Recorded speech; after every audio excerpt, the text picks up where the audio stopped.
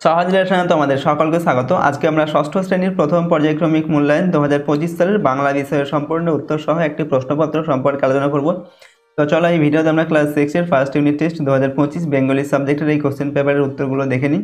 তো প্রথম ইউনিট টেস্টে তোমাদের এখানে পূর্ণমান থাকছে 30 নম্বর এই বছর থেকে, এবং এখানে তোমাদের সময় থাকবে এক ঘন্টা। ঠিক আছে, চলো আমরা কোশ্চেন পেপারের উত্তরগুলো দেখে নিই। এবং প্রথমে দেখে নাও তোমাদের কোন কোন গল্প কবিতা পড়তে হবে।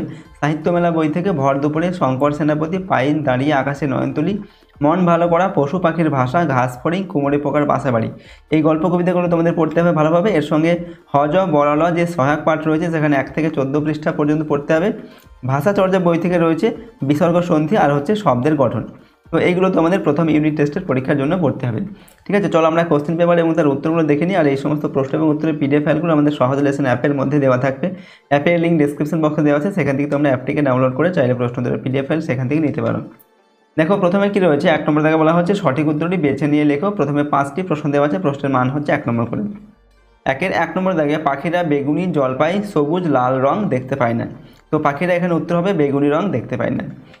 2 নম্বর, পাইন যেন বরফের সোনালি, রূপলি, সবুজ, লালচে কাপড় পরে আকাশে নয়ন তুলে দাঁড়িয়ে আছে।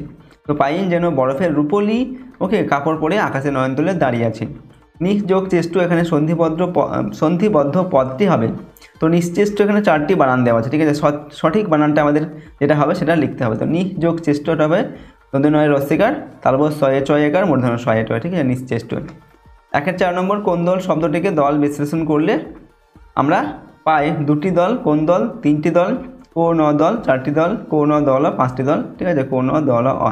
তো এখানে কোন দল শব্দটিকে দল বিশ্লেষণ করলে 2টি দল পাওয়া যায়, কোন দল। ঠিক আছে, 5 নম্বর, তলায় ঘাসের গালচেখানি কেমন করে পাতা, হালকা করে, পুরু করে, আদর করে না এলোমেলো করে। তো তলায় ঘাসের গালচেখানি আদর করে পাতা। এরপর 2 নম্বর দাগে নিচের প্রশ্নগুলির একটি বাক্যে উত্তর দাও, যে কোনো 10টি লিখতে হবে। প্রশ্নের মান হচ্ছে 1 নম্বর করে। ওকে, 10টি প্রশ্নের জন্য 10 একে 10 নম্বর এখানে রয়েছে। 2-1 প্রশ্ন, কোনো অদৃশ্য স্থানে কুমড়ে পোকা বাসা বাঁধছে তা কিভাবে বোঝা যায়। তো কুমড়ে পোকা তীক্ষ্ণ স্বরে একটানা গুনগুন শব্দ করে, তা শুনে বোঝা যায় কোনো অদৃশ্য স্থানে কুমড়ে পোকা বাসা বাঁধছে। 2 নম্বর, কেউ কোথা নেই, বাতাস ওড়ায় মিহিন সাদা ধুলো। মিহিন শব্দের অর্থ ও বিপরীতার্থক শব্দ লেখন। তো মিহিন শব্দের অর্থ হচ্ছে সূক্ষ্ম। ঠিক আছে, এবং বিপরীত শব্দ হচ্ছে মোটা। বিসর্গ সন্ধির নিয়ম অনুসারে রূপান্তরিত হয়ে ওকার হয় এরকম 2টি উদাহরণ দাও। তো দেখো আমরা উত্তর লিখছি, অধ যোগ মুখ, অধমুখ। ঠিক আছে, এখানে বিসর্গ সন্ধিটা ওকার হয়ে গেছে। আর তিরহ যোগ ধাম, তিরোধাম, এখানেও বিসর্গ সন্ধি ওকার হয়েছে। 4 নম্বর, ভগ্নাংশিক সংখ্যা শব্দ অনুসারে পৌনে ও সবার মধ্যে পার্থক্য কী। তো পৌনে বলতে 1/4 ভাগ কম বোঝায়, আর সবা বলতে 1/4 ভাগ বেশি বোঝায়। 5 নম্বর, ধ্বনি ও বর্ণের মধ্যে পার্থক্য কী। তো ধ্বনি হলো মুখের ভাষা, অপরদিকে বর্ণ হলো ধ্বনির লিখিত রূপ। 6 নম্বর, হজ বড়ল গল্পে বুড়ো দর্জি যা কিছু মাপে তা 26 ইঞ্চি হয় কেন। তো হজ বড়ল গল্পে বুড়ো দর্জির ফিতের মধ্যে শুধু 26 লেখাটা ছিল, তাই সে যা কিছু মাপে তা 26 ইঞ্চি হয়। 7 নম্বর, হজ বড়লা গল্পের রোমালটা কোথায় বেড়াল হয়ে গিয়েছিল। তো হজ বড়লা গল্পের রোমালটা গাছতলায় বেড়াল হয়ে গিয়েছিল। পরের প্রশ্ন দেখো, 8 নম্বর দাগে ও তো পথিকজনের ছাতা। পথিকজনের ছাতাটি কি। তো কবি নীরেন্দ্রনাথ চক্রবর্তী ভর দুপুরে কবিতায় অসৎ গাছকে পথিকজনের ছাতা বলেছেন। 9 নম্বর, শঙ্করের স্বপ্নে বাতাসের রং কী। তো শঙ্করের স্বপ্নে বাতাসের রং হচ্ছে নীলচে। শঙ্কর সেনাপতি গল্পে স্কুলের কড়া মাস্টারমশাইয়ের নাম কি। স্কুলের কড়া মাস্টারমশাইয়ের নাম হচ্ছে বিভীষণ দাস। ওকে, এরপর দেখো, পাম গাছ কোথায় দাঁড়িয়ে আছে। পাম গাছ মরুতটে অর্থাৎ মরুভূমির পাশে দাঁড়িয়ে আছে। নেক্সট হচ্ছে রাখালরা গাছের তলায় শুয়ে কি দেখছে। তো রাখালরা গাছের তলায় শুয়ে ভাসমান মেঘেদের আনাগোনা দেখছে। ঠিক আছে, এখানে তোমাদের 12টি প্রশ্ন দেওয়া আছে, যে কোনো 10টি প্রশ্নের উত্তর লিখতে হবে 1 নম্বর মানের। নেক্সট 3 নম্বর দাগে নিচের প্রশ্নগুলির উত্তর দাও, যে কোনো 5টি এখান থেকে করতে হবে। 2 নম্বর মানের প্রশ্ন, 5 দুগুণে 10 নম্বর। 3-1 প্রশ্ন, আমার ঘরের দরজা এখন সবুজে সবুজ, কবির এরূপ সবুজের সমারোহ দেখার কারণ কি। এখন উত্তর লিখবে, ঘাস ফড়িং এর সঙ্গে কবির আত্মীয়তা কবিকে পরম আনন্দ দিয়েছে, তাকে পুলকিত করেছে, কবির মনকে সবুজ ও সতেজতায় পূর্ণ করেছে। কবির মনে এখন তীব্র আবেগ ও প্রচণ্ড কর্মোদ্দীপনা। সবুজ রং সজীবতা ও প্রাণ চাঞ্চল্যের প্রতীক। তাই মনের পরম তৃপ্তির কারণে কবি মানসিক সজীবতা অনুভব করছেন বলেই এরূপ সবুজের সমারোহ দেখতে পাচ্ছেন।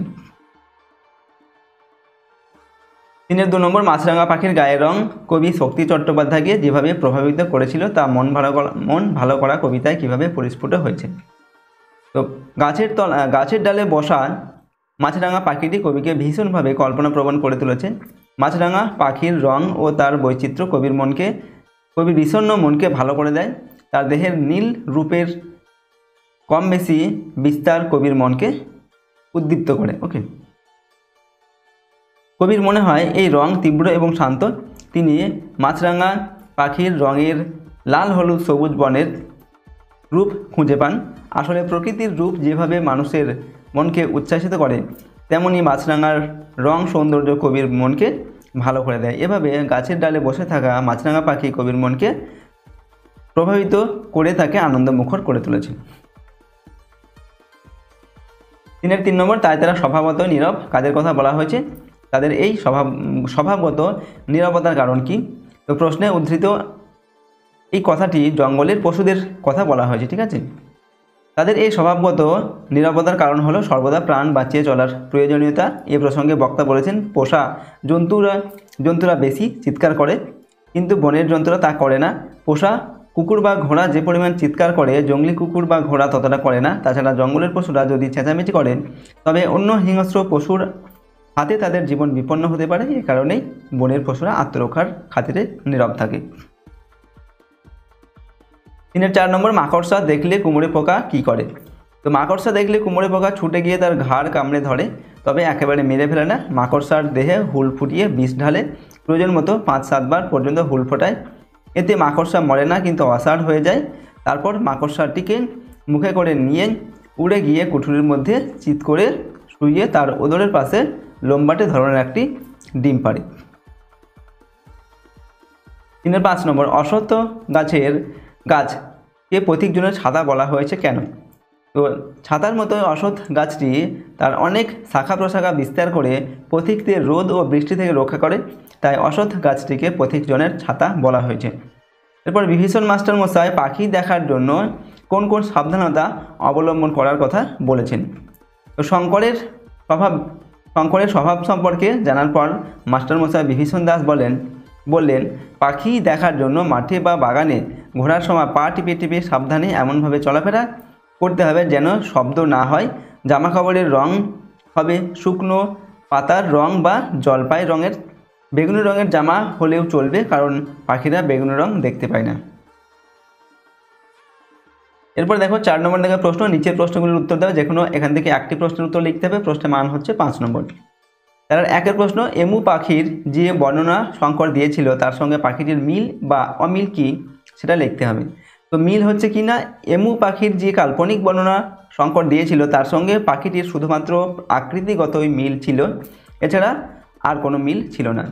অমিল কি, শঙ্কর এমু পাখি সম্পর্কে বলেছিল এমু পাখি অনেকটা বাজ পাখির মতো দেখতে, ছাই রঙের বিরাট মাপের পাখি। সে উড়তে থাকলে ডানায় বাতাস কাটার শব্দ হয়, তাতে অন্য পাখিরা ভয়ে সরে যায়। অথচ বাস্তবে এমু পাখি উড়তেই পারে না, সে খুব জোরে দৌড়াতে পারে, অর্থাৎ সে দৌড়বাজ পাখি। থাকে আন্দিজ পর্বতমালায় এবং 3 বছরে একবার 2টি করে ডিম পাড়ে। আর এমু পাখিকে দেখতেও বাজ পাখির মতো নয়। তাছাড়া শঙ্কর বলেছিল এমু পাখি সে দেখেছে ঘোলপুকুরে, অথচ বাস্তবে এমু পাখি আন্দিজ পর্বতমালায় থাকে। তাই এমু পাখি সম্পর্কে শঙ্করের দেওয়া বর্ণনার সঙ্গে প্রকৃত এমু পাখির কোনো মিল ছিল না।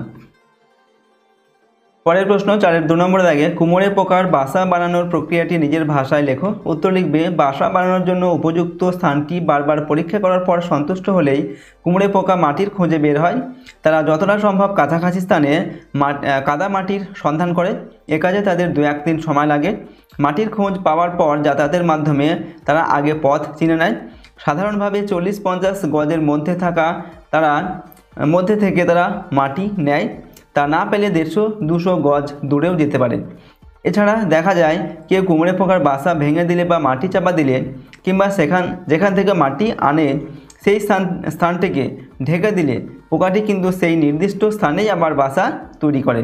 এ ব্যাপারে মাটি পেতে অসুবিধা হলে এরা আরও দূরে এরা আরও দূর থেকে মাটি আনতে যায়। এভাবে কঠোর পরিশ্রম করে কুমিরে পোকা বাসা বানানোর প্রক্রিয়াটি শেষ করে। ঠিক আছে, তো এইভাবে আমরা প্রশ্নের উত্তরটিকে লিখলাম। তো দেখো আজকের এই ভিডিওতে আমরা ক্লাস তোমাদের 6-এর বাংলা বিষয়ের ফার্স্ট ইউনিট টেস্ট 2025 সালের একটি মডেল কোশ্চেন পেপারে আমরা সম্পূর্ণ উত্তর সহ কিন্তু আলোচনা করলাম। প্রতিটি প্রশ্ন উত্তর কিন্তু খুব ভালোভাবে তোমরা মুখস্থ করবে এবং বারবার প্র্যাকটিস করবে। এগুলো তোমাদের প্রথম ইউনিট টেস্টের পরীক্ষার জন্য কিন্তু খুবই গুরুত্বপূর্ণ প্রশ্ন উত্তর। ওকে, আর যদি আমাদের এই চ্যানেল নতুন হয়ে থাকে চ্যানেলটিকে প্লিজ সাবস্ক্রাইব করবে, পাশের বেল আইকনে প্রেস করে অল অপশানটিকে সিলেক্ট করবে এবং ভিডিওটিতে লাইক করবে, ভিডিওটি বন্ধু বান্ধবের সঙ্গে অবশ্যই শেয়ার করবে। ওকে, এবং ভিডিওটি সম্পর্কে অবশ্যই মতামত তোমাদের কমেন্ট বক্সে লিখে জানাবে। আর যদি এই সমস্ত প্রশ্ন এবং উত্তরের পিডিএফ ফাইল পেতে চাও তাহলে সহজ লেসন অ্যাপটি ইনস্টল করবে। অ্যাপের লিঙ্ক ডেসক্রিপশন বক্সে দেওয়া আছে, সেখান থেকে তোমরা অ্যাপটিকে ডাউনলোড করে নিয়ে চাইলে প্রশ্ন উত্তরের পিডিএফ ফাইল নিতে পারো। আজকের এই ভিডিওটিকে আমরা এখানে শেষ করছি। সম্পূর্ণ ভিডিওটি দেখার জন্য অসংখ্য ধন্যবাদ।